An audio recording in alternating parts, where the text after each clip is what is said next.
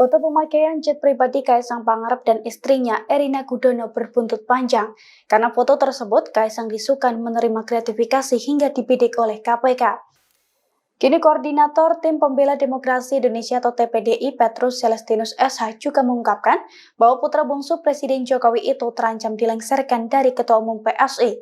Dilansir dari tribunnews.com, hal itu diungkapkan Petrus pada Senin 9 September 2024. Petrus mengatakan bahwa hal itu merupakan buntut Kaisang tidak melaporkan dugaan gratifikasi jet pribadi yang diduga diterimanya dari seorang pengusaha asal Singapura. Padahal menurutnya, publik telah memberikan perhatian besar pada kasus tersebut.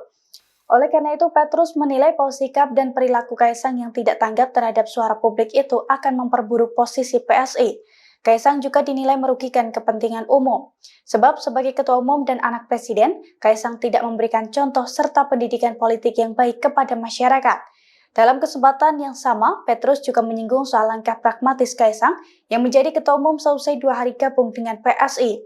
Ia menilai seluruh kader PSI berharap PSI lolos parliamentary threshold 4% seusai Kaisang bergabung. Namun langkah itu pun gagal total. Oleh karena itu, Petrus mengatakan bahwa pilihan terbaik adalah melengsarkan Kaisang dari Ketua Umum PSI melalui Kongres Luar Biasa atau KLB, adili lewat Mahkamah Partai dan kembalikan PSI sebagai partai politik anak muda yang lepas dari jebakan politik dinasti Jokowi. Download Tribun X sekarang, menghadirkan lokal menjadi Indonesia.